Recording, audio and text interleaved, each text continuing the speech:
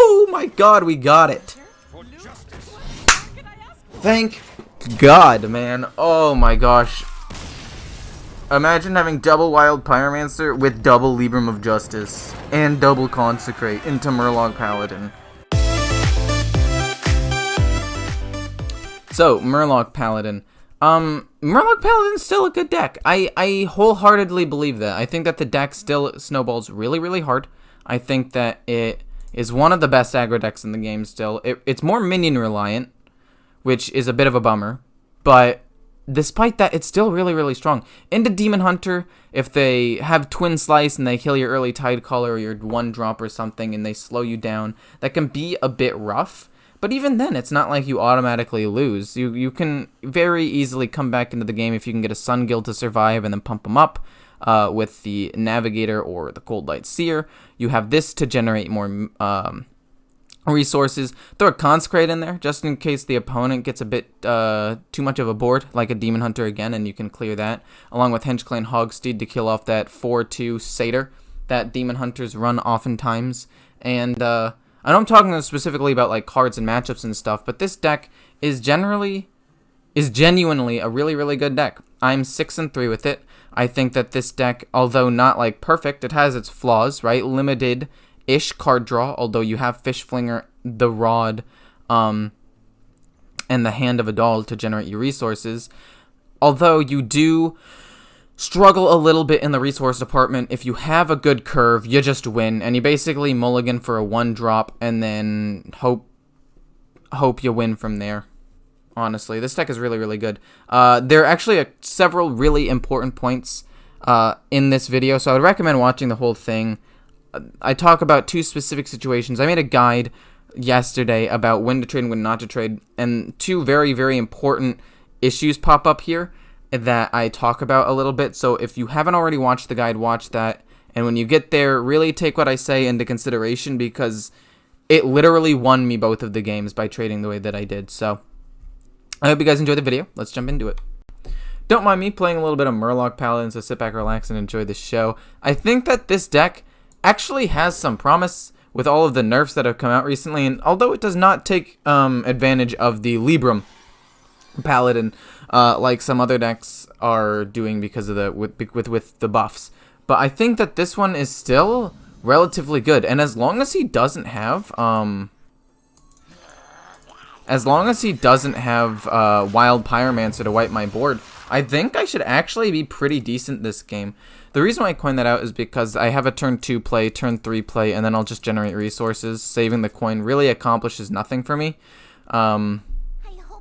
And so yeah, I hope you guys enjoy the gameplay, because this deck is moderately fun. More than moderately so, actually. But anyway, just smack face. Horde Pillager, having that in a hand where I have the Rod is pretty good. Pretty good. And we just got to keep going face with this one. He's probably going to be going Libram. Probably going to pump. Well, okay. I should have traded in. I did not expect that, but that's okay. Inefficient turn for him, and I still get left with a 1/1. It's not that big of a deal. Maybe I can get Cold Light Seer. Okay, well, I tried. You have to hope for not Consecrate. I guess trading in there was a good call, but there wasn't a reason to, and I thought my guy had Reborn, so it didn't matter. I really didn't think he'd kill it. Yeah, okay. That makes sense. Gonna play a couple more Murlocs. Hit first, I guess. See what I can get. Maybe I can get a good one. And that's not bad, but we'll save it. We'll just play double Tidehunter and then give them Divine Shield next turn. And if he kills them, then we'll just play Horde Pillager, or we'll play a Horde Pillager, get the weapon back, and try to regain some resources that way. One of 2 things happens here. I either snowball the board by giving him all Divine Shield, or I re-equip the weapon and get an okay minion on the board, and maybe draw a 1-drop if I'm lucky. He's played no Librams yet. He hasn't really played that much of anything. If he has a second Consecrate, that kind of sucks, but that's pretty good, actually. I'm just going to play the dragon and pass Trading in doesn't do anything for me. And they're already all at 1, so if he uses the Libram, that actually doesn't really do much. And then I'm able to Navigator and then trade in a little bit. Keep most of my minions alive and probably swing in for a lot. Ugh. Yeah, that's probably what I do next turn, to be honest. This 4/4 Murloc that pumps you other Murlocs +1/+1 is pretty good. And if you have the perfect curve with the Cold Light Seer 2 into the Navigator, oh my gosh, Murlocs are like unstoppable. Oh my god, he had it, man. He had the Wild Pyromancer. Ugh. I'd be lying if I said I wasn't a little bit upset by it, but he had a little bit of card draw with the hand and the Novice Engineer, so it's not that big of a deal. Also, I just realized the game is bugged. It's not showing my rank. I'm Legend 4007. That was a mistake. He should have given the lifesteal to the 3/1. He's going to do it now, I guess, but overall, this is fine. He does go back up to full health, which is kind of a bummer. More than kind of. It's really a bummer. We get to re-equip the weapon. Hit with that. Play the Tide Hunter again because it gets me more Murlocs on the board. It's just more efficient. And we wait. But holy moly, dude. Oh my gosh. Stop having all the cards, man. You can't have all of them. That's illegal. Oh, it's okay. It's only a 5/7. I can deal with a 5/7. Now the question is, do I want to hugely pump them up? Wait. Hit, play this with Rush, give Divine Shield.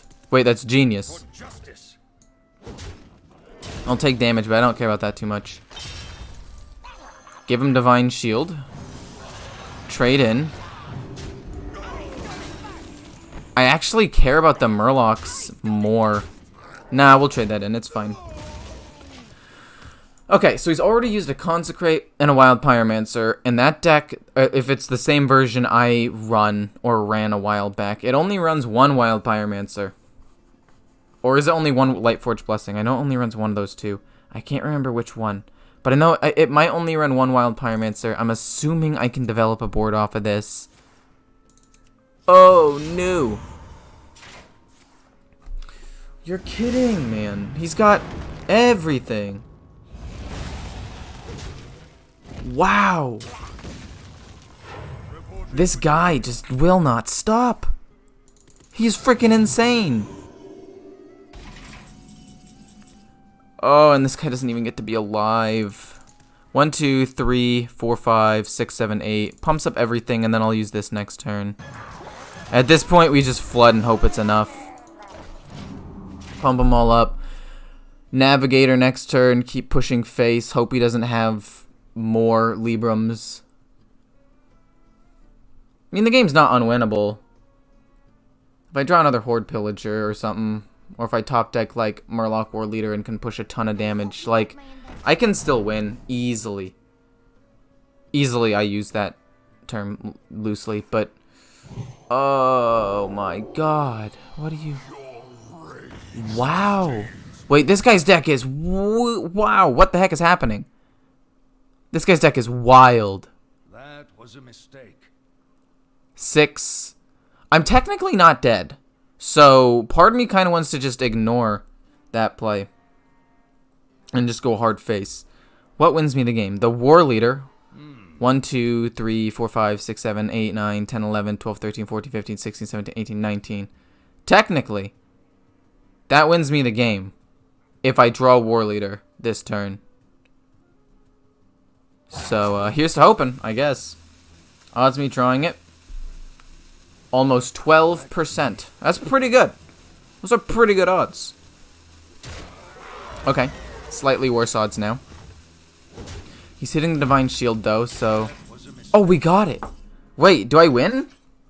He killed one of my things. I actually don't know if I win anymore. But we just ignore it and go full face.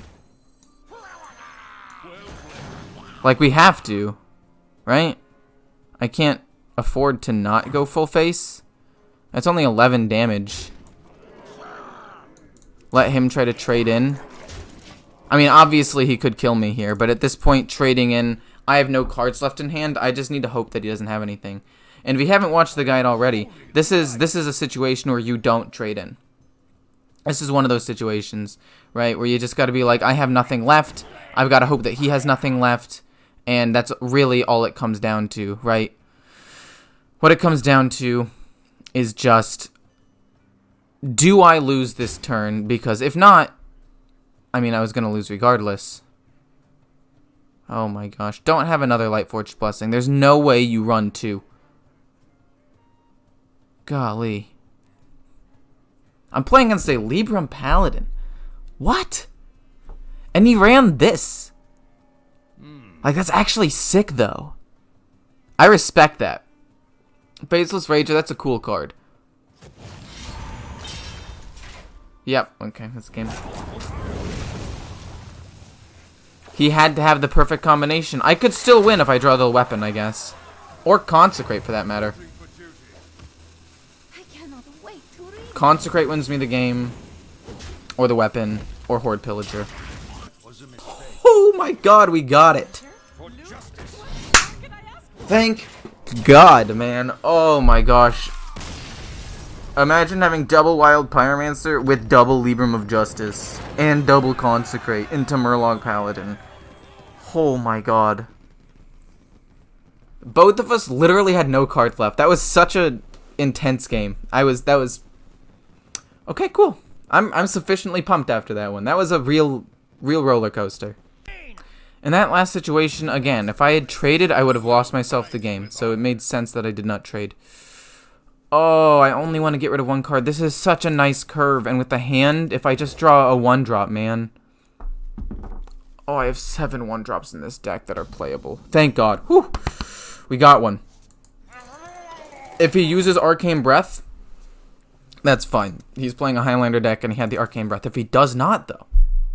If he doesn't, and when you get to play the hand on him and then buff his health, holy moly, it's going to be strong. Then we get to go face with that. And then we pump its health. I guess there's something to be said by trying to go wide here, actually. Before pumping the health. Because he's not going to have that much, like, removal until a little later. He's going to... What have they done to me? That's going to come alive before this comes alive. And then I just repump everything. I feel like this works. That's not great, but it actually kind of works if I draw Scale Lord, so it's okay. But that's going to come alive, and then this is going to come alive, and then I'm just going to pump all of their health, so it's actually not that big of a deal. Oh.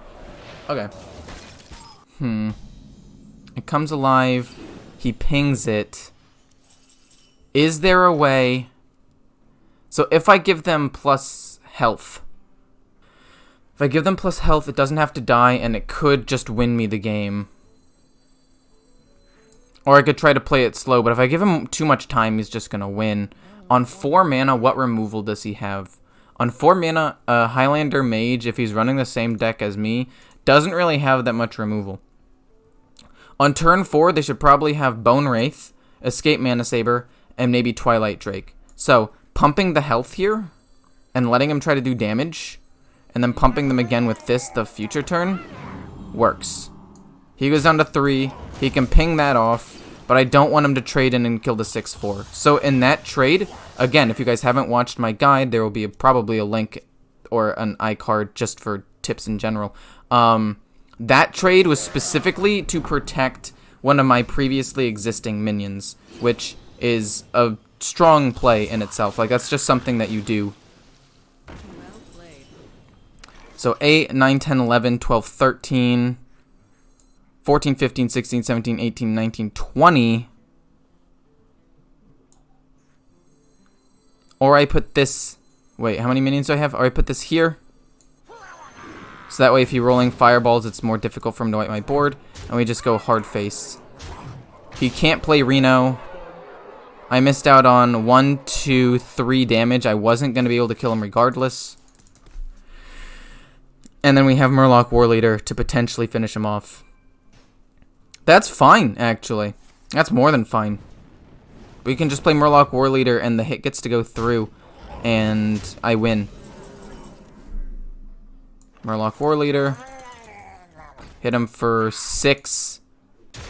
The attack goes through, and then Flame Ward goes off, and we win. Dude, that curve was so nice, though. Like, this deck, you can just steamroll, and they can't even compare. Or they can't even, like, contest the board or anything sometimes. It's ridiculous. Like, this deck has the potential to be so strong. But, yeah, that's it for this one. I hope you guys enjoyed. I'm gonna have an intro video, obviously, and, see ya.